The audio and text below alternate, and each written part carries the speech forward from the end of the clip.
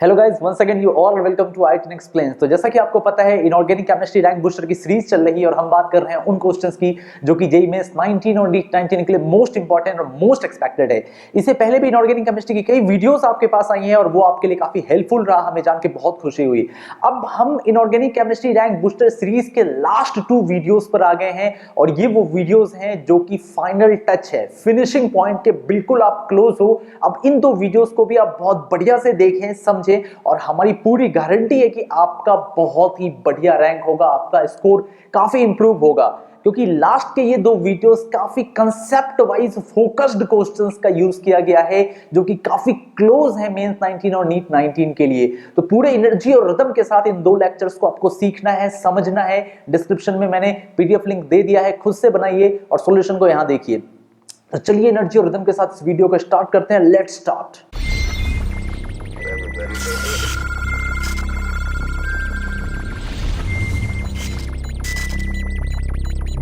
Okay, पहला question start करते हैं। ये पहला क्वेश्चन बहुत ही इंपॉर्टेंट है और पीरियोडिक टेबल से डायरेक्टली क्वेश्चन लिया गया है। कुछ नॉन मेटालिक ऑक्साइड के कैरेक्टरिस्टिक्स पे बेस्ड क्वेश्चन है। आपको कुछ नॉन मेटालिक ऑक्साइड दिए गए हैं और पूछा गया है कि वाटर के लिए एफिनिटिव सबसे ज्यादा कौन है। तो सोचने की जरूरत ही नहीं है, इन चारों में से सबसे बढ़िया डिहाइड्रेटिंग एजेंट आपको पता है P4O10 है, जो कि सबसे बढ़िया वाटर को एब्जॉर्ब करता है और H3PO4 में कन्वर्ट हो जाता है। एक्चुअली अगर आप कंपैरिजन देखेंगे, जैसे Cl2O7 की हम बात कर लें तो ये HClO4 के 2 मोल्स को अगर हम यहाँ पे P4O10 के प्रेजेंस में हीट करें तो ये इससे भी Cl2O7 और H2O हटा लेगा और खुद कनेक्ट हो जाएगा इस वाटर के साथ। तो ये HClO4 से भी H2O को रिमूव करवा सकता है, या हम ऐसे बोले ये HClO4 को भी डिहाइड्रेट कर सकता है।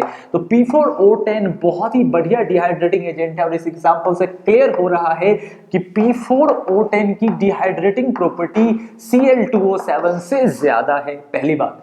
दूसरी बात, अगर हम HiO3 को आप अगर हीट करोगे तो ये धीरे धीरे I2O5 और H2O में कन्वर्ट हो जाएगा। और अगर आप यहाँ पे P4O10 रख दोगे तो ये जो रिएक्शन है बहुत ज्यादा स्पॉन्टेनियस हो जाएगी, काफी ज्यादा रैपिड रिएक्शन हो जाएगी, फास्ट रिएक्शन हो जाएगी। I2O5 की एफिनिटी वाटर के साथ उतनी नहीं होती है, ये लेस एफिनिटिव होता है ना। ये क्लियर है क्योंकि आप देख पा रहे हो कि I2O5 HiO3 धीरे धीरे I2O5 और वाटर में कन्वर्ट होना स्टार्ट हो जाता है। तो अगर हम ऑप्शंस को बहुत ध्यान से देखेंगे तो हम पाएंगे सबसे बढ़िया डिहाइड्रेटिंग एजेंट हमारे पास P4O10 है, मतलब ये मोस्ट एफिनिटिव है। This is most affinitive towards water. पहली चीज। अब हम ढूंढते हैं सबसे लीस्ट एफिनिटिव कौन है। तो इसमें तो सोचना ही नहीं है, NO, क्योंकि आपको पता है NO एक न्यूट्रल ऑक्साइड है, तो एक न्यूट्रल ऑक्साइड दूसरे न्यूट्रल ऑक्साइड के साथ रिएक्शन नहीं करेगा। मतलब NO, जैसे कि NO हो गया, N2O हो गया, CO हो गया, आपको पता है ये सब कुछ ऐसे ऑक्साइड्स हैं जो वाटर से रिएक्शन नहीं करते हैं। तो मोस्ट हो जाएगा P4O10 और लीस्ट हो जाएगा NO। तो फर्स्ट और फोर्थ, मतलब मोस्ट हो जाएगा P4O10 और लीस्ट हो जाएगा NO, तो फोर्थ हमारा आंसर है। तो भूलेंगे नहीं, नॉन मेटालिक ऑक्साइड की जब भी बात आएगी तो P4O10 बहुत ही शानदार और सबसे ऊपर रखा जाने वाला डिहाइड्रेटिंग एजेंट होगा, जो कि हिसिंग साउंड के साथ वाटर के साथ रिएक्शन करता है। क्लियर है? ठीक है ना? ओके, नेक्स्ट क्वेश्चन की तरफ आते हैं। हमसे बोला गया है कि सल्फर रिएक्ट करता है क्लोरीन के साथ 1:2 रेशियो में और एक कंपाउंड X देता है, जिसका हाइड्रोलिसिस करने से एक नया कंपाउंड Y फॉर्म होता है। तो Y का हाइब्रिडेशन आपको बताना है। तो सबसे पहली बात, चलिए हम ले लेते हैं HCl4। तो आपको पता है HCl4 का आप हाइड्रोलिसिस कर सकते हो, ये आसानी से हाइड्रोलाइज्ड हो सकता है। तो ये आपके पास OH OH OH OH हो जाएगा। अब क्या होगा, यहां से H और OH निकल जाएगा और डबल बॉन्ड फॉर्म हो जाएगा। तो ये हो गया OH और ये हो गया OH। तो हमारे पास ये कौन सा एसिड हो गया, H2SO3। अब H2SO3 में से हमें बोला गया है कि सेंट्रल एटम का क्या हाइब्रिडेशन होगा। अब आपको पता है इसका हाइब्रिडेशन sp3 होता है, आप निकाल भी सकते हैं। टोटल इलेक्ट्रॉन 2 हाइड्रोजन 2 × 1 2, सल्फर का हो गया 6 6 × 3 18, तो ये हो गया 18 × 20 26 हो गया। आप इसको 8 से डिवाइड कर दीजिए, ये हो जाएगा 3 और बच गया 1, 3 + 1 4, मतलब sp3, मतलब 3 बॉन्ड पेयर और एक लोन पेयर इसके पास है। ऑब्वियसली इसके पास एक लोन पेयर है, 6 इलेक्ट्रॉन है, तो sp3 इसका हाइब्रिडेशन हो गया। तो फर्स्ट ऑप्शन इज करेक्ट। समझना इस बात को। आपको यह भी पता है कि ये HCl6 का हम अगर करवाते ना तो HCl6 का नहीं होता, क्योंकि सरफेस जो सल्फर है उसको 6 क्लोरीन प्रोटेक्ट कर रखे हैं, तो हाइड्रोलिसिस नहीं होता, बट HCl4 का हो जाता है और H2SO3 बना रहा है और जिसका हाइब्रिडेशन सल्फर का sp3 है। क्लियर है? नेक्स्ट क्वेश्चन की तरफ आते हैं। Oh, that's a beautiful question। अब ये इंपॉर्टेंट बहुत बढ़िया क्वेश्चन है। आपको बोला गया कंपाउंड X है जिसको हीट करने से B, C, D तीन चीज आपको मिल जाए। डोंट नो ये तीन चीजें क्या है, नोबडी नोज। बोला जा रहा है कि C का ऑक्सीडेशन करने से D बन रहा है और C और D दोनों ही एसिडिक ऑक्साइड है एक ही एलिमेंट का, ठीक है। मतलब C को ऑक्सीडाइज करने से D मिलता है और ये दोनों के दोनों ऑक्साइड है। तो आपको इन दो इक्वेशन से इतनी जानकारी नहीं मिल पाएगी कि आप पता कर पाओ डायरेक्टली बिना ऑप्शंस देखे X क्या है। तो बेहतर हमारे लिए होगा हम पुट करके देखें।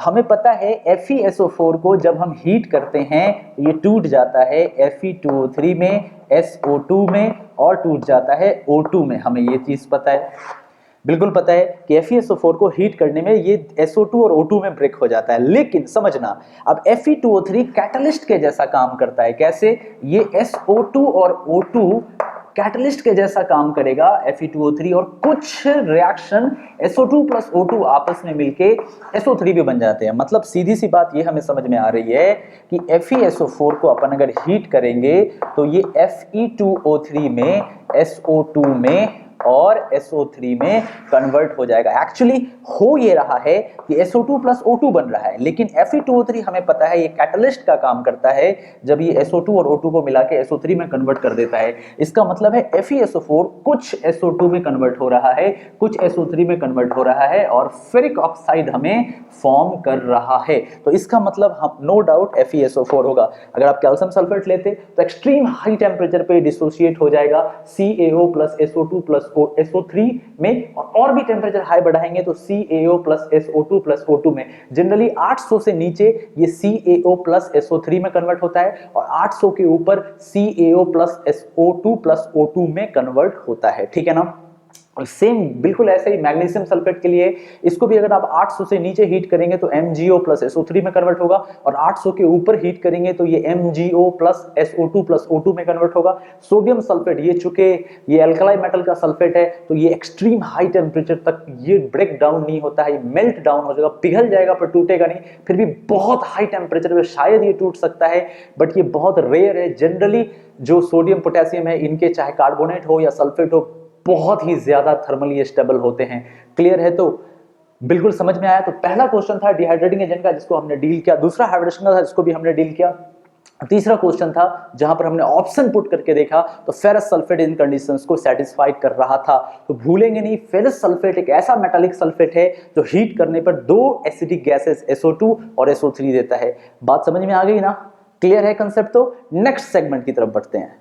ओके, अगले क्वेश्चन की तरफ बढ़ते हैं। बहुत ही क्लासिकल केमिकल बॉन्डिंग का क्वेश्चन है जो कि बॉन्ड एंगल पे बेस्ड है। बॉन्ड एंगल वाले क्वेश्चंस मेंस में और नीट में शायद ही कभी ऐसा हुआ है जब पूछे नहीं गए। किसी ना किसी का बॉन्ड एंगल तो कंपेयर करने जरूर आता है, चाहे वो बॉन्ड एंगल हो, चाहे वो डायपोल मोमेंट हो, चाहे वो बॉन्ड लेंथ हो या बॉन्ड डिसोसिएशन एनर्जी हो या आपका बॉन्ड ऑर्डर हो। ऐसे क्वेश्चन तो रहेंगे ही रहेंगे। तो ये एक बहुत ही बेसिक्स क्लासिकल बहुत ही खूबसूरत क्वेश्चन है जहां पे बॉन्ड एंगल को कंपेयर करने के लिए दिया गया है।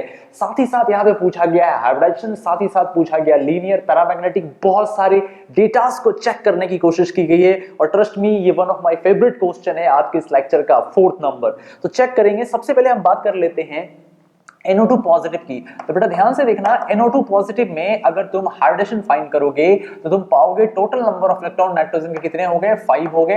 6 × 2 आपके 12 हो गए और -1 हो गए। तो हमारे पास टोटल हो गए 16। 8 से डिवाइड कर दीजिए, आपका 2 आ गया। मतलब हाइब्रिडेशन इसका sp हाइब्रिडेशन है। और अगर हम इसका स्ट्रक्चर ड्रॉ करेंगे, डबल बॉन्ड और इधर से ये दो लोन पेयर है और पॉजिटिव चार्ज है। बॉन्ड एंगल की हम बात करें तो 180 डिग्री है और लीनियर हमारे पास है। ठीक है, पहली चीज तो इसमें एक बोल रहा है second is the only linear species NO2, मतलब ये स्टेटमेंट तो करेक्ट नजर आ रहा है। चेक करना सिर्फ, ठीक है। ओके, नेक्स्ट हम देखते हैं अगले वाले को। NO2 पॉजिटिव के बाद हम चलते हैं NO2 की तरफ। NO2 के बारे में भी आपको पता ही है, ये हमारा sp2 हाइब्रिडाइज्ड होता है। आप ऐसे ही निकाल सकते हैं, 5 हो गया और इसका 12 हो गया, 17 हो गया, 8 से डिवाइड कर दे 2, एक और इलेक्ट्रॉन बच जाएंगे, sp2 हाइब्रिडाइज्ड होगा। अगर हम इसका स्ट्रक्चर बनाते हैं तो N डबल बॉन्ड O, एक कोऑर्डिनेट बॉन्ड और यहां पर एक जो है सिंपल ऑड इलेक्ट्रॉन है। बहुत ध्यान से देखना। अब इस और देखो होता क्या है कि अगर हम यहां पे देखें तो यहां पे हमारे पास 4 इलेक्ट्रॉन है, यहां पे देखें तो हमारे पास 2 इलेक्ट्रॉन है। तो इन 4 इलेक्ट्रॉन और 2 इलेक्ट्रॉन के बीच का काम कर रहा है रिपल्शन, ठीक है। इस एक इलेक्ट्रॉन और 4 इलेक्ट्रॉन के बीच में भी काम कर रहा है रिपल्शन, इधर से भी काम कर रहा है रिपल्शन। तो एक बहुत बढ़िया रिपल्शन काम कर रहा है। लेकिन यहां पर का जो रिपल्शन है ये 4 और 2 इलेक्ट्रॉन का, 4 इलेक्ट्रॉन और 2 इलेक्ट्रॉन का रिपल्शन आपका काफी एक्सटेंट तक ज्यादा है और ऊपर से ऑड इलेक्ट्रॉन के वजह से उतना रिपल्शन नहीं आ रहा। इसीलिए ये बॉन्ड एंगल लगभग में 134 डिग्री के आसपास हो जाती है। पहला 180 था, दूसरा 134 था। अपन इस पे बात करेंगे थोड़ी देर में, कंपेयर करते हैं। पहले तीसरे पे आते हैं। तीसरा हम ले लेते हैं NO3- को। अब बेटा वैसे ही तुम कंपेयर कर लो NO3- में भी, तो टोटल इलेक्ट्रॉन नाइट्रोजन के हमारे पास हो जाएंगे कितने, 5 हो गए, ऑक्सीजन के 6 × 3 18 हो गए और माइनस को ऐड कर दीजिए तो ये हमारे पास हो जाते हैं 24। 8 से डिवाइड कर दो, 3 आ गए। अब एक्चुअली यहाँ पे हो क्या रहा है, N double bond O double bond O O-, तो यहाँ पे रेजोनेंस बेसिकली वर्क कर रहा है, अंदर की तरफ जाएगा। तो यहाँ पे ज्यादा दिक्कत वाली बात आपको नजर नहीं आएगी। NO3- रेजोनेंस स्टेबलाइज्ड हो जाता है, रेजोनेंस स्टेबलाइज्ड हो जाता है और यहाँ पे आपको बॉन्ड एंगल जो नजर आएगी वो बिल्कुल 120 डिग्री नजर आएगी। ये हो गया NO3- में। ध्यान देना, हाइब्रिडाइजेशन अभी भी sp2 है, इसका भी sp2 था, ऊपर sp था। लास्ट पार्ट पे आते हैं, ले लेते हैं NO2-। अब ये बहुत क्लासिकल एग्जांपल है। NO2- की बात हम कर लें, ये हो गया 5, 6 × 2 हो गया 12 और -1, ठीक है, सॉरी +1, तो ये हो जाता है हमारे पास 18। और अगर हम इसको 8 से डिवाइड कर दें तो ये हो जाएगा 2 और 1, 2 बॉन्ड पर, एक लोन पर, अगेन हमारे पास sp2 हाइब्रिडाइज्ड आया। लेकिन ध्यान देने वाली बात है, यहाँ पे इसका स्ट्रक्चर कुछ आपको ऐसा नजर आएगा। ये हमारे पास हो जाता है डबल बॉन्ड, ये हमारे पास हो जाएगा O- और यहाँ पे एक जोड़ा इलेक्ट्रॉन है। अब ध्यान देना तुम इसको, ये रेजोनेंस तो कर रहा है लेकिन यहाँ के रिपल्सन से काफी ज्यादा रिपल्शन ऊपर का आ रहा है। देखो पहले वाले केस में ऑड इलेक्ट्रॉन के वजह से रिपल्शन आ रहा था, इस वाले केस में हम देख रहे हैं एक तो रेजोनेंस वर्क कर रहा है और ये जो रिपल्शन है ये ज्यादा पावरफुल रिपल्शन है, बहुत ही ज्यादा पावरफुल रिपल्शन है इसके वजह से। तो यहाँ पे ये वाला रिपल्शन ज्यादा था, ऊपर से आने वाला रिपल्शन कम था, तो ये थोड़ा खुल गया, ज्यादा खुल गया, 134 पे पहुंच गया। यहाँ पे क्या है, ऊपर से आने वाला रिपल्शन ज्यादा है तो ये इसको दबा दे रहा है और जब ये दबेगा तो ये 115 डिग्री हो जाएगा। तो ध्यान देना, ऊपर वाला जो पहला था 180, then after sorry odd electron के वजह से आ गया आपका 134। देन आफ्टर हम नेक्स्ट पे आ जाते हैं, यहाँ रेजोनेंस वर्क कर रहा था, सब कुछ बिल्कुल परफेक्ट था तो 120 हो गया। नेक्स्ट की हम बात करते हैं, यहाँ पे ऊपर से आने वाला रिपल्सन बहुत ज्यादा था तो इसने ज्यादा दबा दिया है इसको, इसके वजह से 115 के आसपास पहुंच चुका है। तो अब आते हैं स्टेटमेंट पे। पहला बोला गया है second is sp hybridised NO2+, ठीक है, 1/3 and 4th sp2 hybridised, yes, ये स्टेटमेंट हमारा करेक्ट है। Their bond angle in decreasing order is, 2 सबसे ज्यादा है तो 2 NO2+ था, हाँ सबसे ज्यादा है पहला, ठीक है। एक पहले हम ऑर्डर निकाल लेते हैं, हमारा ऑर्डर क्या हो जाएगा, हमारा ऑर्डर हो जाएगा 2 NO2+, इसके बाद एक था NO2 134, हाँ ठीक है, 180 के बाद 134 है, फिर 3 नंबर पे हमारा आ रहा है 120 NO3-। नहीं नहीं नहीं नहीं नहीं, ये गलत है, 3 और 4 नहीं होगा, इसका ऑर्डर होना चाहिए 4 और 3। मतलब सबसे ज्यादा बॉन्ड एंगल हो जाएगा NO2+ का, उसके बाद हो जाएगा आपका किसका, NO2 का, उसके बाद हो जाएगा आपका NO3- का और सबसे पीछे चला जाएगा आपका NO2- जिसका बॉन्ड एंगल सिर्फ 115 डिग्री होता है। बिल्कुल क्लियर, किसी भी तरह की डाउट तो नहीं आ रही, बिल्कुल क्लियर है। तो नेक्स्ट चलते हैं। अब हमसे बोला गया है which set is expected to show a smallest difference in first ionization enthalpy। बिल्कुल क्लियर है, ये तो हीलियम नियॉन आर्गन है, ये डाउन द पीरियड है, ये तो चेंज होगा, काफी बढ़िया डिफरेंस नजर आएगा। बोरॉन नाइट्रोजन ऑक्सीजन बिल्कुल हमें पता है, यहां पर भी अच्छा खासा डिफरेंस नजर आएगा।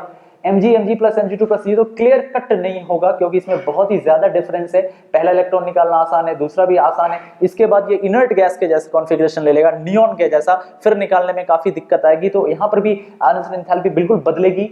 फिर ये फेकोनी सीरीज है, ये आयरन कोबाल्ट निकल, इसका जो फर्स्ट आयोनाइजेशन एंथैल्पी होता है IE1 होता है, वो ऑलमोस्ट सिमिलर होता है। और इसके सिमिलरिटी का रीजन है क्योंकि एक एक इलेक्ट्रॉन, देखो आयरन के बाद एक इलेक्ट्रॉन और बढ़ते हैं किसमें, 3D में, इसके बाद एक इलेक्ट्रॉन और बढ़ते हैं किसमें, 3D में। और आपको पता है 3D की शील्डिंग काफी पुअर होती है, तो हम डी में एक एक करके इलेक्ट्रॉन बढ़ा रहे हैं, लेकिन न्यूक्लियस को तो काफी स्ट्रॉन्ग करते जा रहे हैं। तो इस कंडीशंस में ज्यादा का शील्डिंग मतलब ज्यादा शील्डिंग स्ट्रॉन्ग नहीं होने के कारण इसके आयनाइजेशन एंथैल्पी में ज्यादा का फर्क देखने को नहीं मिलता है। तो इन तीनों की प्रॉपर्टी बिल्कुल एक जैसी होती है। तो ये जो फेकोनी सीरीज है आप मोस्टली देखते होंगे एक साथ आता है, इनकी मैग्नेटिक प्रॉपर्टी भी एक जैसी होती है, फर्स्ट आयनाइजेशन एंथैल्पी भी समहाउ इक्वल ही होती है, एक जैसी ही होती है। तो ज्यादा का डिफरेंस आपको फेकोनी में देखने को नहीं मिलेगा।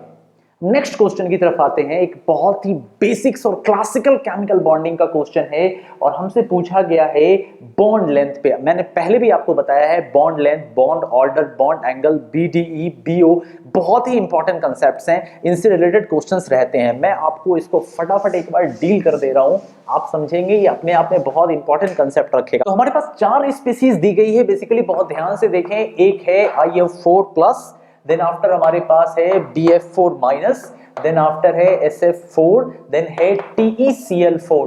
तो अगर हम ध्यान से इसका हाइब्रिडेशन कैलकुलेट करते हैं तो ये 7 प्लस हो जाएगा 28 और -1, मतलब ये हो जाएगा 34। 8 से डिवाइड कर दें तो 4 बॉन्ड पेयर हो जाएंगे और एक लोन पेयर हो जाएगा, मतलब हाइब्रिडेशन हो गया इसका sp3d। BF4- का आपको पता ही है sp3 होता है।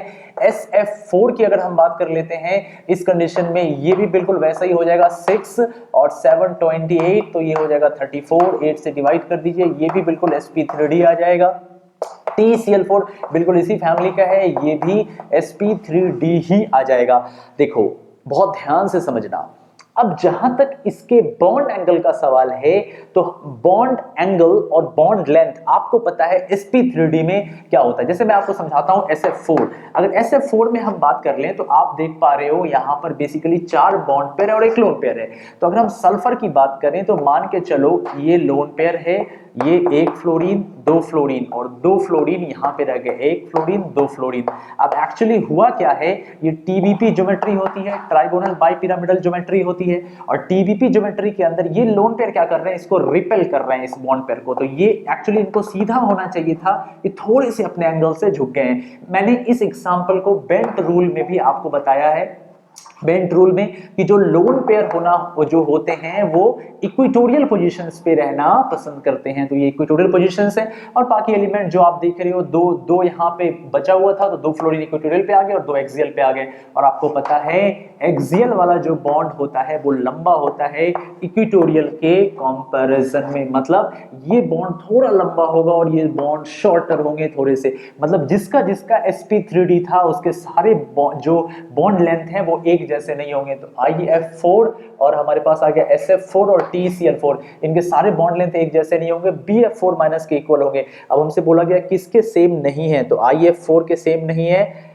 SF4 के सेम नहीं है, TeCl4 के सेम नहीं है। तो हमारे पास हो गया फर्स्ट, थर्ड और फोर्थ, मतलब फर्स्ट, थर्ड, फोर्थ। और BF4 के आपको पता है कि सारे के सारे एक जैसे होते हैं और बॉन्ड थोड़ा सा ज्यादा खुल जाता है BF3 के कंपैरिजन में। तो इसको भी याद रखेंगे कि इसका बॉन्ड लेंथ BF3 से ज्यादा लंबा होता है, क्योंकि यहाँ पे आपको पता है बैक बॉन्डिंग वाला कंसेप्ट था, ये sp3 हाइब्रिडाइज्ड हो गया, बैक बॉन्डिंग काम नहीं करती है। क्लियर है? नेक्स्ट सेगमेंट की तरफ बढ़ते हैं। ओके, नेक्स्ट सेगमेंट की तरफ बढ़ते हैं। पहला क्वेश्चन काफी इंपॉर्टेंट क्वेश्चन है और एक वेल नोन क्वेश्चन है इनऑर्गेनिक केमिस्ट्री का, ब्राउन रिंग टेस्ट में। अब ब्राउन रिंग कॉम्प्लेक्स पे बेस्ड 4 क्वेश्चंस, 4 स्टेटमेंट दिए गए हैं। इस कॉम्प्लेक्स के बारे में आपको बोला गया है colour is due to the charge transfer, oxidation state, ligand के बारे में बात किया गया है, मैग्नेटिक मोमेंट के बारे में बात किया और हाइब्रिडेशन के बारे में बात किया गया है और इनकरेक्ट स्टेटमेंट के लिए पूछा गया है। बहुत ही क्लासिकल क्वेश्चन। सबसे पहले हम इस कॉम्प्लेक्स को देखते हैं, FeH2O5 5 और आपके पास NO है और 2+ है। तो बेटा ध्यान से देखना, पहली बात इसमें यस ऑब्वियसली चार्ज ट्रांसफर के वजह से ही कलर आता है। मैं नेक्स्ट एक्सप्रेशन में आपको दिखाता हूं। बोला गया है कि आयरन का, बिल्कुल सही बात है। यहां पे आयरन जो है कुछ ऐसा होता है, पहले NO जो है ये NO+ और एक इलेक्ट्रॉन में जाता है और यहां पर Fe2+ इस एक इलेक्ट्रॉन को लेके Fe+ में जाता है। तो यहां चार्ज ट्रांसफर हो रहा है जो कि कलर लाने के लिए रेस्पॉन्सिबल है, पहली बात। दूसरी बात, यहां पे जो आयरन है +1 ऑक्सीडेशन स्टेट में है, बिल्कुल सही बात है, +1 में है और NO+ लिगेंड का जैसा काम कर रहा है, बिल्कुल सही काम कर रहा है। तो दूसरा स्टेटमेंट भी करेक्ट है। तीसरा, इट इज मैग्नेटिक मोमेंट जो 3.87 बिल्कुल सही है। अगर आप Fe+ को ड्रॉ करेंगे तो आप पाएंगे आर्गन 3d7 आपका आता है। 3d7 का मतलब हो गया हमारे पास कुछ ऐसा 1 2 3 4 5, मतलब 1 2 3 4 5 6 7 3 अनपेयर्ड इलेक्ट्रॉन हैं। तो n का वैल्यू 3 हो गया। तो अगर हम spin only magnetic moment find करने की कोशिश करें तो कितना हो जाएगा, mu is equal to n into n plus 2, तो 3 into 5 square root of 15, square root of 15 का मतलब हो गया 3.87 बोर मैग्नेटॉन। तो तीसरा स्टेटमेंट क्या था, it has magnetic moment spin only 3.87 magneton with 3 unpaired electron, बिल्कुल सही बात है, भूलेंगे नहीं। Fe+, अगर आप Fe2+ लेके चलेंगे काम आपका नहीं बनेगा और नेगेटिव हो जाएगा। तो भूलना नहीं है, चार्ज ट्रांसफर है, +1 ऑक्सीडेशन स्टेट है, NO+ लिगेंड का जैसा काम कर रहा है, ये आपका 3d7 कॉन्फ़िगरेशन में है, 3 अनपेयर्ड इलेक्ट्रॉन है, 3.87 बोर मैग्नेटॉन, मैग्नेटिक मोमेंट है। D2sp3 ना ना ना ना ना ना, आप इसको चेक करके देखोगे आप पाओगे इसका हाइब्रिडाइजेशन sp3d2 है, इसका हाइब्रिडाइजेशन sp3d2 है, ना कि D2sp3 है। चेक करके देख लेना, इसका sp3d2 है, बिल्कुल क्लियर है। तो इस कंडीशंस में ये स्टेटमेंट रॉन्ग है। तो इन सारी चीजों को याद रखना, क्या क्या क्या याद रखना, पहला तो चार्ज ट्रांसफर के वजह से कलर शो हो रहा है, दूसरी बात आयरन +1 ऑक्सीडेशन स्टेट में है, तीसरी बात NO+ लिगेंड के जैसा काम कर रहा है, चौथी बात 3d7 कॉन्फ़िगरेशन रखता है जिसके वजह से 3 अनपेयर्ड इलेक्ट्रॉन आते हैं, 3.87 बोर मैग्नेटॉन है, ये एक पैरामैग्नेटिक सब्सटेंस होता है और इसका लास्टली हाइब्रिडाइजेशन sp3d2 होता है, ना कि D2sp3। इतनी सारी जो ये 4 और 5 पॉइंट्स मैंने आपको बताई, ये वेरी वेरी इंपॉर्टेंट पॉइंट्स हैं। किसके बारे में, इस कॉम्प्लेक्स के बारे में जिसको हम ब्राउन रिंग कॉम्प्लेक्स बोलते हैं। तो दिमाग में इसको सेट कर लो, भूलना नहीं, बहुत इंपॉर्टेंट क्लासिकल क्वेश्चन था जहां पर हमने ब्राउन रिंग टेस्ट को डील किया। अगले क्वेश्चन की तरफ बढ़ते हैं। यह बोला गया है कि इसमें से कौन सा लिंकेज आइसोमेरिज्म शो नहीं कर सकता है, बिल्कुल सही बात है। अब हम आते हैं NO2 में। आपको पता है मेटल के साथ ये जो ऐसे भी जुड़ सकता है, इधर से भी जुड़ सकता है और मेटल के साथ ऑक्सीजन साइड से भी जुड़ सकता है। तो हम इसको क्या बोलते हैं, अभी N से जुड़ेगा तो नाइट्राइटो N और इसको बोलेंगे नाइट्राइटो O, मतलब ये दोनों तरफ से कनेक्ट हो सकता है। तो ये लिंकेज आइसोमेरिज्म शो कर सकता है। थायोसाइनेटो S, थायोसाइनेटो N, मतलब S तरफ से भी जुड़ सकता है, N तरफ से भी जुड़ सकता है। जो आइसोमेरिज्म आएगी उसको लिंकेज आइसोमेरिज्म बोलेंगे। तो ये भी शो कर सकता है। CN, साइनिडो C, साइनिडो N, दोनों हो सकता है, C तरफ से भी जुड़ सकता है, N तरफ से भी जुड़ सकता है, तो ये भी लिंकेज शो करेगा। अमोनिया सिर्फ एक ही तरफ से जुड़ सकता है, नाइट्रोजन साइड से, अमीन के जैसा, लिगेंड के जैसा काम करेगा। तो ये लिंकेज आइसोमेरिज्म शो नहीं कर सकता है क्योंकि इसका सिंगल डोनर सेंटर सिर्फ N है, लेकिन यहां पर NO दोनों थे, SN दोनों थे, CN दोनों थे। तो ये तीनों के तीनों लिंकेज शो करेंगे, ये लिंकेज शो नहीं करेगा। क्लियर, एकदम क्लियर। कोऑर्डिनेशन का क्वेश्चन था आइसोमेरिज्म का।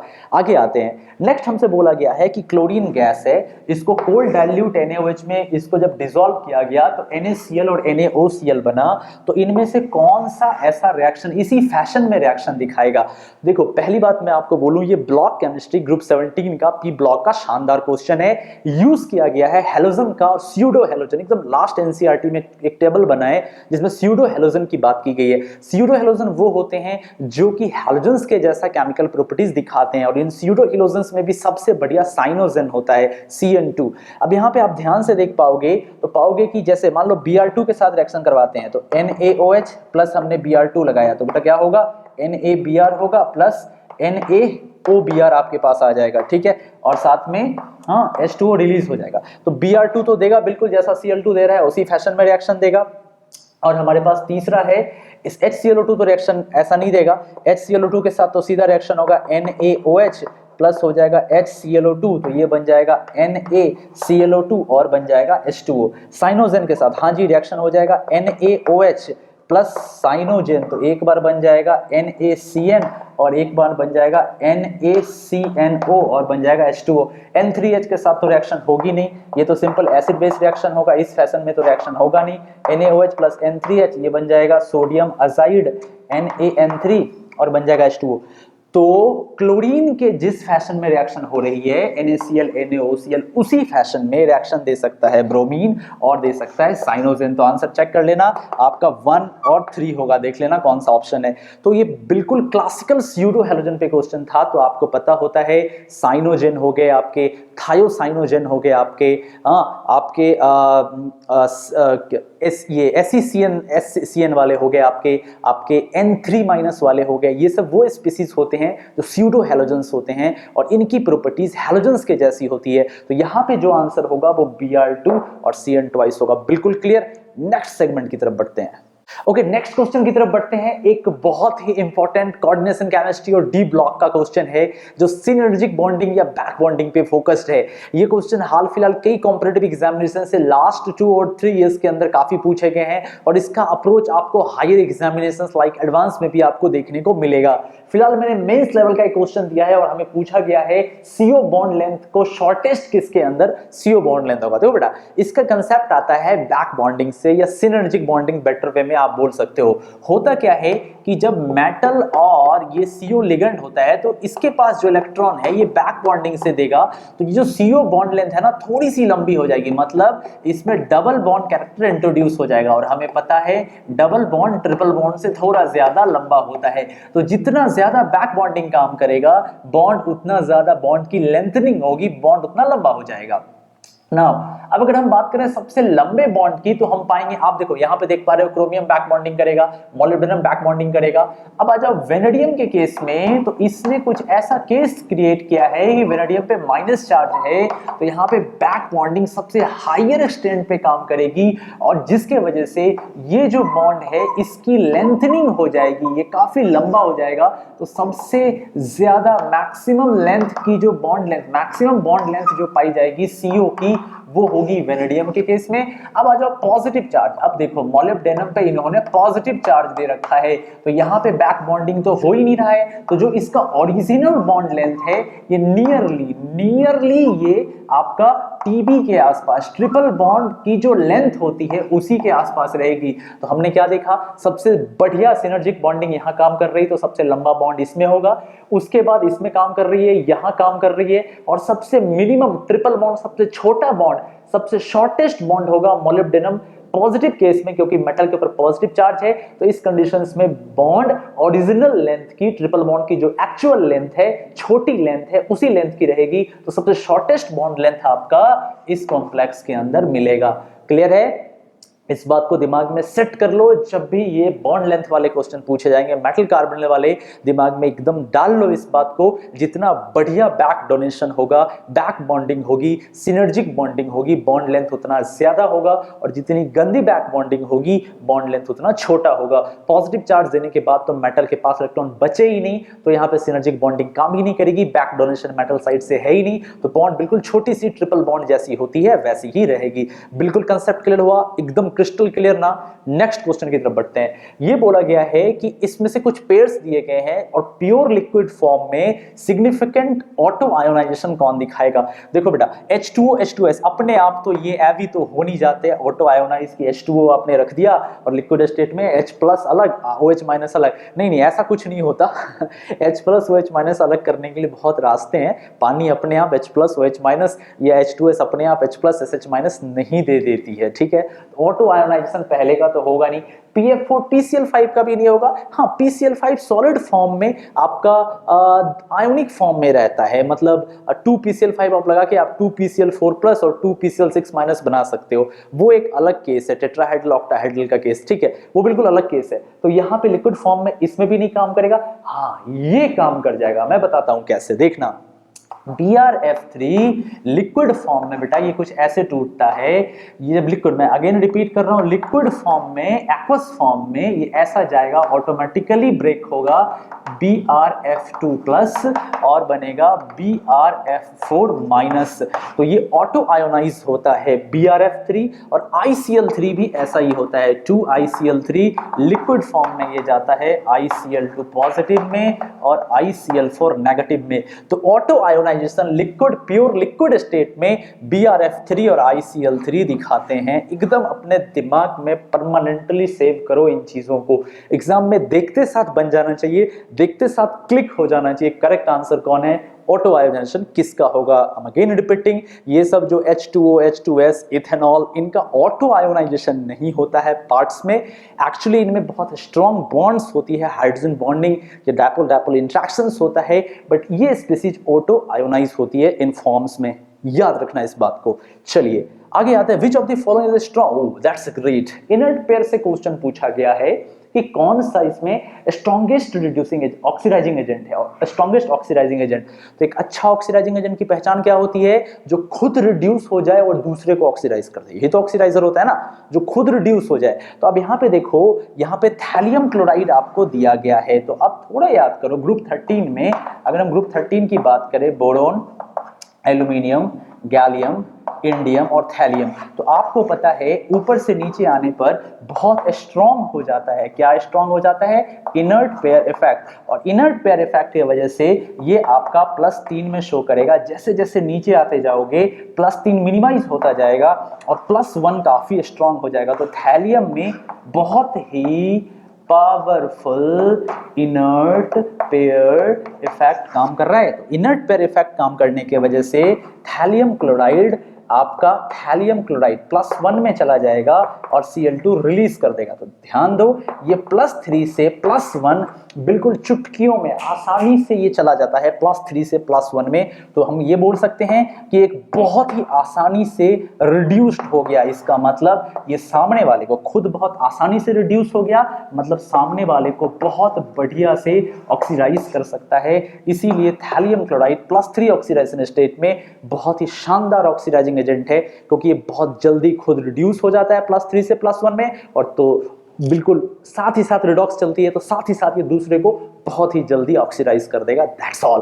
तो पहला क्वेश्चन सिनर्जिक बॉन्डिंग पे था, दूसरा क्वेश्चन ऑटो आयोनाइजेशन पे था, तीसरा क्वेश्चन ऑक्सीडाइजिंग प्रॉपर्टी पे था इनर्ट पेयर इफेक्ट से। आप इसको पीरियोडिसिटी के अंदर ले सकते हो या ब्लॉक केमिस्ट्री का पार्ट बोल सकते हो। क्लियर, एकदम कंसेप्ट क्लियर। नेक्स्ट सेगमेंट की तरफ बढ़ते हैं। ओके, अगले क्वेश्चन की तरफ बढ़ते हैं। ये एक बहुत ही इंपॉर्टेंट बोरोन फैमिली का क्वेश्चन है, और अगर आपने स्कूल में प्रैक्टिकल किया होगा तो भी इसका आंसर दे सकते हो। एक बहुत ही इंपॉर्टेंट क्वेश्चन है जो प्रैक्टिकल भी आप करते होगे करिकुलम में, स्कूल करिकुलम में तो आप देखते होगे। क्या कि अगर आपको पता हो, याद हो, तो जब आप बोरिक एसिड का टाइट्रेशन करते हो NaOH के साथ, तो आप उसमें ग्लिसरॉल थोड़ा सा ऐड करते होगे। ये बहुत ही बेसिक्स प्रैक्टिकल नॉलेज है ना। उस टाइम आप लिखते भी होगे लैब फाइल में। इसका क्या रीजन है? रीजन इसका ये होता है कि जनरली NaOH H3BO3 से सीधा रिएक्शन नहीं करता है। क्यों रिएक्शन नहीं करता है? बिकॉज इसकी मैकेनिज्म थोड़ी अलग होती है। ये बिल्कुल दूसरे तरह का एसिड है। जैसे अगर मान लो, अगर आप H3BO3 को या BOH होल थ्राइस में वाटर डालते हो, तो ये वाटर से एक OH लेके इसका H+ देता है, अपना H+ नहीं देता है, बिकॉज इलेक्ट्रॉन डेफिशिएंट कंपाउंड है। नाउ कमिंग टू क्वेश्चन, तो इसका टाइट्रेशन करने के लिए हम जो X यूज करते हैं, ग्लिसरीन या ग्लिसरॉल क्यों यूज करते हैं, मैं इसका एक सॉलिड रीजन देता हूं, क्योंकि ये एक कॉम्प्लेक्स बनाता है। होता क्या है बेटा, जब आप ग्लिसरीन को लेट्स से अगर हमने 1 2 3 लेट्स से OH यहां से देते हैं OH, और यहां दे दिया OH और यहां दे दिया OH। जब हम इसका रिएक्शन करवाते हैं बोरिक एसिड के साथ, तो ये एक ऐसा कॉम्प्लेक्स बना लेता है। देखो B इस तरीके से कनेक्ट होगा, O O O O, ठीक है, यहां से यहां, यहां और एक OH, ठीक है। वैसे ये कनेक्ट होगा यहां से यहां, यहां और यहां से एक OH, और इसके ऊपर आ जाएगा माइनस और बाहर में आ जाएगा H के ऊपर प्लस। तो ये जो कॉम्प्लेक्स बनाना, ये जो H देख रहे हो, अब ये H+ इजिली डोनेट हो पाता है, इजिली डोनेट हो पाता है। तो हमने क्या सीखा? हमने ये सीखा कि जो बोरिक एसिड होता है, जब हम उसमें X ये ग्लिसरॉल या ग्लिसरीन डालते हैं तो ये एक चिलेट बना लेता है, जिसके वजह से H+ का डोनेशन अब आसान हो जाता है और टाइट्रेशन अब अगर आप फिनोप्सिलिन के साथ करोगे तो कलर आसानी से चेंज होता हुआ आपको नजर आएगा। तो एक्चुअली हम ये समझ रहे हैं क्या हमने क्या सीखा, फिर से मैं एक बार रिपीट कर रहा हूं कि बोरिक एसिड का टाइट्रेशन NaOH के साथ आप आसानी से नहीं कर सकते हो, होता ही नहीं है। इसको कैटलाइज करने के लिए हम ग्लिसरीन का यूज करते हैं। आप ग्लाइकॉल भी यूज कर सकते हो, मिथेनॉल इथेनॉल भी यूज हो सकता है, बट ग्लिसरीन के साथ ये काफी तेज होता है क्योंकि कॉम्प्लेक्स फॉर्म करता है और ये H+ अब बहुत प्यार से रिलीज होगा और आसानी से टाइट्रेशन हो जाएगा। तो फाइनल एंड लास्ट टाइम याद रखना, H3BO3 को NaOH के साथ रिएक्शन करवाने के लिए ग्लिसरीन डालते हैं। लैब में करके देख लो, आपको समझ में आ जाएगा ये चीज। तो बिल्कुल ही बढ़िया बोरोन फैमिली से क्वेश्चन था, भूलेंगे नहीं इसको। ये सब कुछ बहुत ही अलग क्वेश्चन है, अलग, और ये कई कॉम्पिटिटिव एग्जामिनेशन में पूछे गए हैं। मान लो अगर आपके जेईई या नीट में पूछ दिए जाते हैं तो पूरी उम्मीद है कि आपका नेगेटिव नहीं होना चाहिए। इन क्वेश्चंस को समझना, एग्जाम्स में रिकॉल करने में आपको आसानी होगी। ठीक है, तो चलते हैं नेक्स्ट क्वेश्चन की तरफ। Okay, very good question. Extraction of निकल। अब आपको पता है निकल को हम एक्सट्रैक्ट करते हैं किससे? मॉन्ड प्रोसेस से। मॉन्ड प्रोसेस में क्या होता है, सबसे पहले हम निकल लेते हैं Na और इसका रिएक्शन हम करवाते हैं कार्बन मोनोऑक्साइड के साथ, तो ये निकल टेट्रा कार्बोनाइल बनाता है। और जनरली इसको Na को और CO को जो ये रिएक्शन है ना, ये 330 to 350 केल्विन के आसपास करवाया जाता है। अब ये जो आपका है ये इम्प्योर है, ठीक है। अब आपको क्या करना है,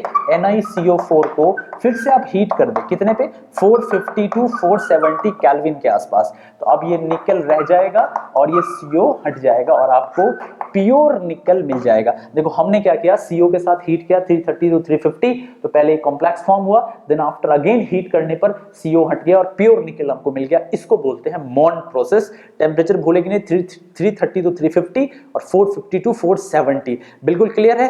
तो ये मॉन्ड प्रोसेस का क्वेश्चन था जहां पर हम निकल को प्योर करते हैं। आपने इस टेम्परेचर के अकॉर्डिंग इसको देख लिया। नेक्स्ट क्वेश्चन की तरफ बढ़ते हैं। हमसे पूछा गया था pair of compounds which can not exist together in solution. Solution में कौन सा पेयर नहीं रह सकता है? ऑब्वियसली बिल्कुल बेसिक से क्वेश्चन पूछा गया है। इनऑर्गेनिक मैकेनिज्म में भी मैंने आपको इन चीजों को बताया था, ये पेयर नहीं रह सकता। रीजन क्या है कि NaOH आपका एक बेस है, दिस इज अ बेस, और NaHCO3 आपका एसिडिक सॉल्ट है। NaHCO3 हमारा एसिडिक सॉल्ट है, तो होगा क्या, ये दोनों आपस में रिएक्शन कर लेंगे और बना लेंगे Na2CO3 और आपके पास बन जाएगा H2O। तो एक्चुअली होता क्या है, एसिड बेस रिएक्शन हो जाती है, इसीलिए ये दोनों पेयर नहीं रह सकते। तो पहला मैंने आपको बता दिया ग्लिसरीन के प्रेजेंस में टाइट्रेशन किया जाता है, दूसरा मैंने बता दिया मॉन्ड प्रोसेस, टेम्परेचर के अकॉर्डिंग आप कैसे निकल को प्योर करते हो, और तीसरा एक एसिड बेस रिएक्शन हो जाती है इन दोनों के लिए। तो ये दोनों सॉल्यूशन में कभी भी एक साथ नहीं रह सकते। नेक्स्ट सेगमेंट की तरफ बढ़ते हैं। ओके, नेक्स्ट सेगमेंट की तरफ आ रहे हैं। एक बहुत ही बढ़िया आपको ऑक्साइड का क्वेश्चन देखने को मिल रहा होगा। इन क्वेश्चंस की कुछ खास बात ये है कि ये ऑक्साइड और ये ऑक्साइड एक जैसे लग रहे हैं। बताओ ये कैसे लग रहे हैं? ये डाइऑक्साइड है, ये ट्रांजिशन मेटल के डाइऑक्साइड है। और उनकी खास बात ये होती है कि ये HCl से जब dilute acid, let's say HCl से रिएक्शन करेंगे तो क्लोरीन गैस दे देंगे। तो और इनमें से सिर्फ ये Na2O2 हो गया या बेरियम का ऑक्साइड हो गया, ऐसे ऑक्साइड ही पेरोक्साइड देते हैं। तो हमसे पूछा गया हाइड्रोजन पेरोक्साइड कौन देंगे? Na2O2 देंगे। मैं आपको समझा भी सकता हूं, लेट्स से अगर हमने PbO2 ले लिया होता, लेड डाइऑक्साइड, तो ये क्या करता आपको, जब आप इसको HCl के साथ रिएक्शन करवाते तो ये PbCl2 बना लेता, साथ ही साथ Cl2 गैस दे देता और आपको H2O भी दे देता। तो एक्चुअली यहां पे सीन थोड़ी सी अलग हो गई है। तो सोडियम Na2O2 अगर हम यूज करेंगे तो इस कंडीशंस में ही आपका पेरोक्साइड आएगा। और ये क्यों आएगा? तो देखें OO माइनस माइनस Na+ और Na+ है, और जब आप इसको डाइल्यूट एसिड के साथ, लेट्स से H+ के साथ लाएंगे, ये Cl- यहाँ NaCl बना लेगा, Cl- यहाँ Na बना लेगा और आपको OOHH हाइड्रोजन पेरोक्साइड मिल जाएगा। तो सिंपल सा रीजन है कि इसमें पेरोक्साइड लिंकेज है, OO- का लिंकेज है, इसीलिए डाइल्यूट एसिड के साथ हाइड्रेशन करने पे आपको H2O2 हाइड्रोजन पेरोक्साइड देंगे। बाकी जो होंगे अगर आप HCl के साथ करोगे तो ये क्लोरीन गैस आपको दे देगा और पेरोक्साइड नहीं देगा, क्योंकि इनमें पेरोक्साइड लिंकेज नहीं पाया जाता है। बिल्कुल क्लियर, किसी भी तरह का डाउट नहीं ना? नेक्स्ट क्वेश्चन की तरफ आते हैं। इसने बोला है कि the metallic cluster is exhibit, sodium के अंदर जो मेटालिक क्लस्टर पाया जाता है उसका रीजन क्या है। ये बहुत ही बेसिक्स क्वेश्चन है और कई बार काफी पहले कॉम्पिटिटिव एग्जामिनेशंस में आ चुके हैं, ये अच्छे एग्जाम्स में, मैंने इसलिए इस क्वेश्चन को यहाँ पुट किया है। तो इसका सीधा सा रीजन होता है जो ऑसिलेशंस होता है लूज इलेक्ट्रॉन का, मोबाइल इलेक्ट्रॉन के ऑसिलेशन की वजह से ही मेटालिक क्लस्टर आता है। आपको रीजन पता है, जब उस पर लाइट आती है तो जो इलेक्ट्रॉन सी मॉडल भी आपने देखा होगा, जो इलेक्ट्रॉन्स जो होते हैं हाई एनर्जी स्टेट में प्रमोट हो जाते हैं और जब बैक आते हैं तो रेडिएशन इमिट करते हैं, जिसकी वजह से उसमें खास तरह की चमक होती है मेटल्स के अंदर, यही रीजन होता है। तो ये रीजन सोडियम में भी था, oscillation of loose electron. Next आते हैं, एक बहुत ही क्लासिकल क्वेश्चन ये पूछा गया है जो कि ब्लॉक केमिस्ट्री और पीरियोडिक टेबल का क्वेश्चन है। आपको बोला गया है रिलेटिव ऑर्डर क्या होगा। देखो आपको पता है जो हाफ फिल्ड पी ऑर्बिटल होता है हाफ फिल्ड डी ऑर्बिटल से ज्यादा स्टेबल होता है, मतलब p6 ज्यादा स्टेबल होता है d10 से। और आपको यह भी पता है कि half filled p orbital half filled d orbital से ज्यादा स्टेबल होता है, मतलब p3 ज्यादा स्टेबल होता है d5 से। आपको पता है, तो हम लिख सकते हैं p6 ज्यादा स्टेबल होगा d10 से और p3 ज्यादा स्टेबल होगा d5 से। ये ऑर्डर हो गया p6, तो हमारे पास हो जाएगा p6 d10 p3 d5, तो थर्ड हमारा करेक्ट हो गया। भूलेंगे नहीं, पहला तो पेरोक्साइड वाला कंसेप्ट कि कौन कौन सा H2O2 दे सकता है, ये सब नहीं देते हैं, तो नहीं देने वाला भी याद रखें, हो सकता है एग्जाम में क्वेश्चन घुमा के पूछ दे, तो आप समझेंगे इस बात को। अगर मान लो यहाँ पर बेरियम, अगर आपका बेरियम पेरोक्साइड होता तो दे देता। इन चीजों को बोलेंगे नहीं, कौन कौन से ऑक्साइड देते हैं और कौन कौन से ऑक्साइड नहीं देते हैं H2O2 upon treatment with dilute acid. Metallic cluster का रीजन आपको बता दिया, oscillation of loose electron. Then after ये ऑर्बिटल का बेसिक सा पीरियोडिक टेबल से क्वेश्चन था, जिसको सिंपली आप देख के भी कर सकते हो अगर आपको ये ऑर्डर याद रहेगा तो। बिल्कुल बेसिक्स ये वाले क्वेश्चंस थे, तो बिल्कुल समझ में आया, बिल्कुल क्लियर, तो कॉन्फिडेंस बढ़ रहा है। तो चलिए नेक्स्ट सेगमेंट की तरफ बढ़ते हैं। ओके, लास्ट सेगमेंट की तरफ आ गए हैं, लास्ट के दो बचे हुए क्वेश्चन, और ये बहुत ही पावरफुल क्वेश्चंस हैं, खासतौर पे क्वेश्चन नंबर 20। तो बस लास्ट सेगमेंट की तरफ वो बहुत कॉन्फिडेंस के साथ देखो और इसको समझो। पहला क्वेश्चन हमसे पूछा गया है कि डिक्रीजिंग पीएच में बताना है इनके एक्वा सॉल्यूशन को। तो अगर हम NaCl MgCl2 AlCl3 और PCl5 को देंगे, बेटा ध्यान से देखना, तो अगर हम इसके ऑक्सीडेशन स्टेट की बात कर लेते हैं तो इसका ऑक्सीडेशन स्टेट है +1, इसका ऑक्सीडेशन स्टेट है +2, इसका ऑक्सीडेशन स्टेट है +3, इसका ऑक्सीडेशन स्टेट है +5। अब आपको पता है जैसे जैसे ऑक्सीडेशन नंबर, ऑक्सीडेशन स्टेट बढ़ता जाता है, ऑक्सीडेशन स्टेट जैसे जैसे बढ़ता जाता है, क्या होता है, इलेक्ट्रोनेगेटिविटी बढ़ती जाती है, मतलब क्या होता है, एसिडिक कैरेक्टर भी बढ़ता जाता है। तो एसिडिक कैरेक्टर जैसे जैसे बढ़ता जाएगा तो पीएच क्या होता चला जाएगा, पीएच लो होता चला जाएगा, लेस होता चला जाएगा। मतलब फिर से रिपीट कर रहा हूं, जैसे ऑक्सीडेशन स्टेट बढ़ेगा, इलेक्ट्रोनेगेटिविटी बढ़ेगी, एसिडिक नेचर बढ़ेगा, मतलब पीएच कम होगा, क्योंकि जो एसिड होते हैं उनके पीएच 7 से नीचे होते हैं, जितना बढ़िया एसिड उसका पीएच उतना कम होगा। इसका मतलब है सबसे मैक्सिमम पीएच होगा NaCl का, देन MgCl2 का। तो ऑर्डर हमारे पास हो जाएगा पीएच का, इसने ऑर्डर पूछा है सबसे ज्यादा 1, फिर 2, फिर 3 और फिर हो जाएगा 4। तो ऐसा ऑप्शन है हमारे पास 1 2 3 4। क्लियर? तो भूलेंगे नहीं, सबसे ज्यादा पीएच होगा एक्वा सॉल्यूशन में NaCl का, देन MgCl2 का, देन AlCl3 का, देन PCl5 का। PCl5 का हो सकता है एसिडिक ही हो और AlCl3 का एम्फोटेरिक हो और NaCl का सबसे ज्यादा अल्कलाइन हो, देन MgCl2 का। तो alkaline less, then after amphoteric, then after acidic. बिल्कुल क्लियर? तो ऑक्सीडेशन नंबर का क्लासिकल पीरियोडिक टेबल से क्वेश्चन था, उम्मीद है आपका सही हुआ होगा। Now coming to the beauty of today's paper, ये ब्यूटीफुल क्वेश्चन है जहां पे बोला गया है कि KF कंबाइन होता है HF के साथ और KHF2 बनाता है, तो इसमें से कौन कौन से स्पीसीज रहते हैं। देखो बेटा, मैं आपको एक बहुत शानदार बात बताता हूं, यहाँ पे होता क्या है, KF और HF को कई लोग जनरली KFHF लिख देते हैं, जो कि बिल्कुल केमिस्ट्री के पॉइंट ऑफ व्यू से गलत है। एक्चुअली KHF2 अगर आप इसका एक्सरे स्पेक्ट्रोस्कोपी या इंफ्रारेड स्पेक्ट्रोस्कोपी या मैग्नेटिक स्पेक्ट्रोस्कोपी और भी कई मॉडर्न एडवांस लेजर टेक्नोलॉजीज हैं, उससे जब आप इसको एग्जामाइन करोगे तो आप पाओगे कि ये कुछ इस फॉर्म में है, K+ और HF2- इस फॉर्म में। अब HF2- कैसे जुड़ा हुआ है, तो H- और HF इसके बीच में एक H बॉन्डिंग है ना। This is the time to explore some most important thing. ये जो बेटा हाइड्रोजन बॉन्ड दिख रहा है ना H- और HF के बीच में, ये वर्ल्ड के इस यूनिवर्स के सबसे स्ट्रॉन्गेस्ट हाइड्रोजन बॉन्ड में से एक है, क्योंकि हाइड्रोजन बॉन्ड जनरली 8 to 20 के बीच के स्ट्रेंथ के होते हैं, लेकिन ये बॉन्ड प्राइमरी बॉन्ड के इक्विवेलेंट है, पर फिर भी ये प्राइमरी से थोड़ा कम है, तो हाइड्रोजन बॉन्ड की दुनिया में ये एक नंबर पे आता है। तो भूलेंगे नहीं, KHF2 में जो हाइड्रोजन बॉन्डिंग है ना, वो H- और HF के बीच में एक्ट कर रही है। ओवरऑल चार्ज स्पेयर K+ और HF2- है। तो दो बात याद रखना, पहली बात K+ और HF2- ये चार्ज स्फीयर के बीच में आयोनिक बॉन्डिंग है। HF2 के अंदर H और F के बीच में कोवेलेंट बॉन्डिंग है, और ओवरऑल HF और H- के बीच में हाइड्रोजन बॉन्डिंग है। तो यहाँ पे आयोनिक बॉन्ड, कोवेलेंट बॉन्ड और हाइड्रोजन बॉन्ड, और हाइड्रोजन बॉन्ड में भी most stable and most strongest hydrogen bond KHF2 में पाया जाता है। तो आंसर क्या हो जाएगा हमारे पास? तो इसका करेक्ट आंसर हो जाएगा K++ HF2-। क्लियर है? मैंने यहां पर भी आपको लिख दिया है K++ HF2-। क्लियर हुआ? तो आज का जो ये लेक्चर था थ्रू आउट सिलेबस पे बेस्ड था। कुछ बहुत ही बढ़िया क्वेश्चंस लगे होंगे, बिल्कुल नए क्वेश्चंस आपको लगे होंगे। नेक्स्ट वीडियो में मिलते हैं एक नई एनर्जी और रिदम के साथ, एक नए पेपर के साथ, जो लास्ट पेपर होगा इनऑर्गेनिक केमिस्ट्री का, जो कि बूस्टर की सबसे लास्ट वीडियो होगी, जो कि बहुत ही इंपॉर्टेंट और वाइटल होगी आपकी JEE मेंस 19 और नीट 19 के लिए। मिलते हैं एक नए वीडियो में नई एनर्जी और रिदम के साथ। तब तक जो मैं हर वीडियो में बोलता हूँ, पढ़ते रहे, आगे बढ़ते रहे। Thank you very much, have a nice day.